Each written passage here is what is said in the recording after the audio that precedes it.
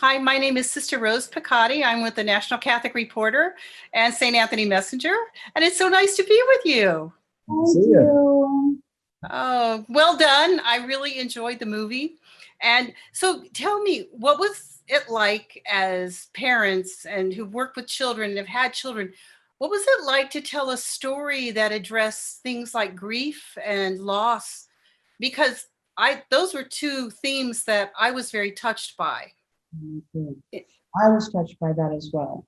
And I think that's what makes this different than a more fun but frivolous kind of show. This had a lot of gravitas about what real emotions are, what real loss is, and what real joy is, and how basically through understanding we can be more resilient and more loving toward each other. And I think that this movie really does personify some of those experiences. It is a Mr. Toad's Wild Ride. It's really fun. It's like what's happening next in it. And Santa's amazing. And Mrs. Claus is like, oh, I didn't know she was like that. And there's all that. But underneath it is what you're talking about. I completely agree with you. Yeah, no, I thought what did you think, Kurt? Chris and I were concerned with, once we knew we were going to do another one, we had set some things up in the first one, because I said to Chris, if we ever do any more of these, we need to set some Easter eggs out there now. Yeah. And then we started following along. But this is the story. This is about Santa Claus's nemesis, which is one thing: people who lose their belief, and that usually happens around when you begin to become a teenager with Santa Claus. They begin to lose their belief in him.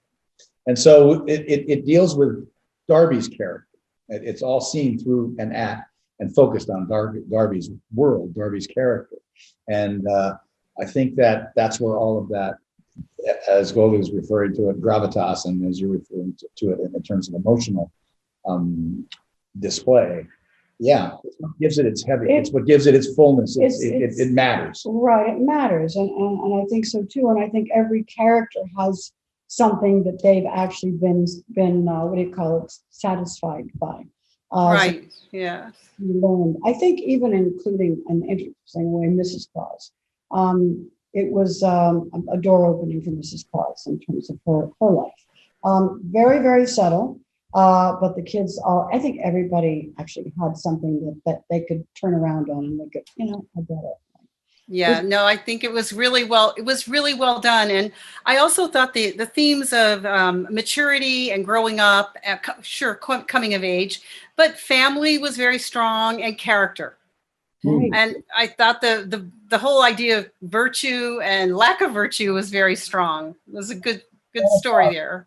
Santa Claus and Mrs. Claus do something that most movies and in real life, I think we're living through an era of a time it's very difficult to do, and that is to let the children experience their mistakes.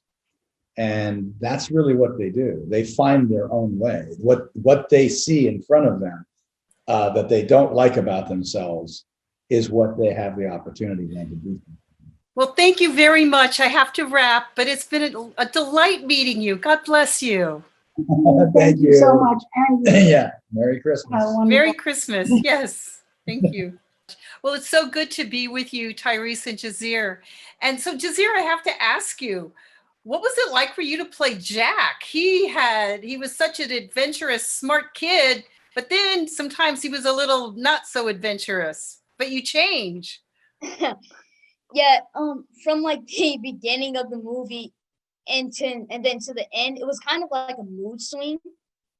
Sometimes I would have to be scared, then I would have to be brave, and then scared, then brave. So, it kind of went back and forth. But other than that, I really did enjoy playing that character. Oh, you were good. You were fun to watch, just so you know that. You were great fun. So, Tyrese, what was it like to play the would-be father of this blended family? Because that kind of puts you in a difficult situation for Christmas. Yeah, it got, meeting and kind of connecting with a new family could go a lot of different ways. The racial part is one thing, but it was like, she, in my mind, she told them a lot of great things about me and prepared them for the moment. And then I came with my little man as well. So I think a lot of times when two families get together because the mom and dad connect and catch a vibe, they start realizing quickly, like, wow, this is another brother or a sister that I didn't know I needed. And magic happens, you know? So they had their little standoff. Uh, they had a certain standoff with me, and we just worked really hard to just make everybody happy and comfortable. And it's like, look, I may not be into this, but if you guys are, let's go. Yeah. And it was cool. Yeah, that's good. Very good. So, Jahzir, Jack, I love the name you, Jack. You were just so great. That was such a great name for you. Um, what was it like for you to think about joining into a blended family at Christmas time, which is supposed to be the most jolliest family time of the year? Uh, like you mean like blending in?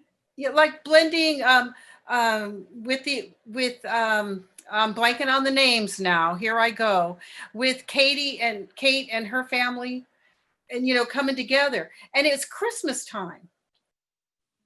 I felt like for my character that was kind of difficult because like, Kate wasn't very accepting. As much as he tried to get along with her character was kind of like, I don't want you here. Go away. Yeah. Yeah, I think you did it really well, though. I thought you did. So, what did you think about the whole theme of the hero? The whole theme of the hero, I had a lot of people support me on that. So I felt pretty confident about it.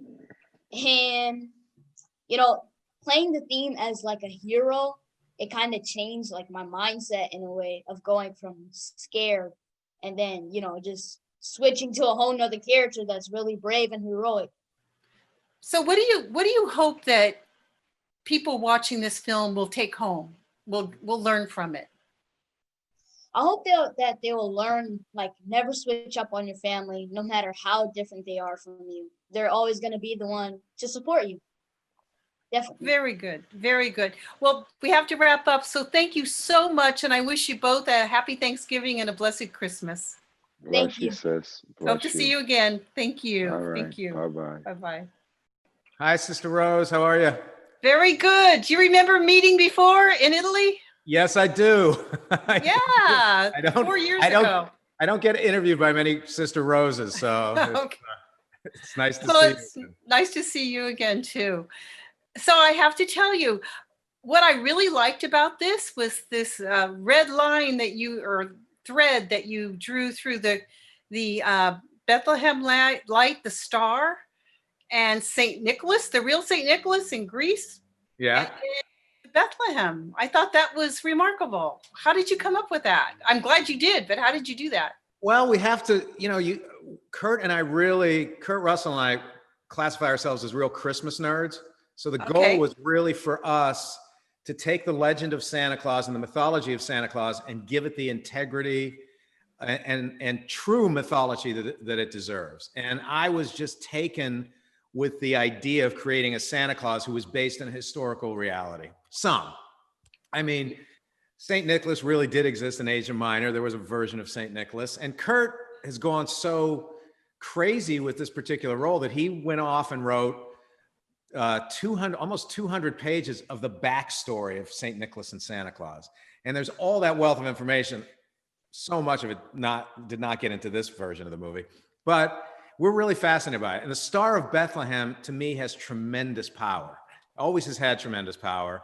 And that was an idea that happened a little later in the development of the script. And I just felt it has the power, I think, of what the Ark of the Covenant had in the first Raiders of the Lost Ark.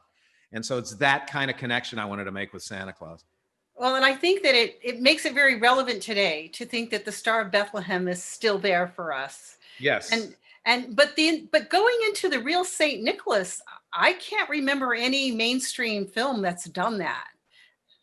No, never. It's never happened before. And we have, as I said, we have so much more. I mean, we dug, aside from Kurt writing his own history for his head, we dug into the real history of St. Nicholas, and even small things like the reindeer. We didn't realize that the reindeer were all women. There were no male reindeer. So that's why we did that. So we really dug deep. Oh no, it was great. It was great. I was also touched by some of the themes that you came up with. Of course, the whole theme of grief and loss. Mhm. The was reconciliation was there, of course. Blended families. Uh, this was quite an uplifting film, but it was very real at the same time. Besides all of the Christmas myth going on. Yeah, I felt that.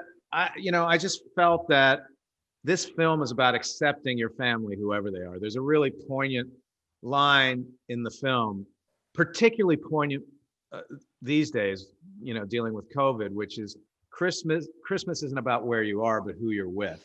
And that to me is the real centerpiece of the thematic epicenter of this movie. And I really believe that it's gotten that line, since we shot it pre-COVID, has become much more poignant. Absolutely. Absolutely. Well, Chris, thank you very much and all the best with the film. I really enjoyed it. Thanks, Sister Rose. Great seeing you. Take care. God bless you. Take care. God bless you. Take care.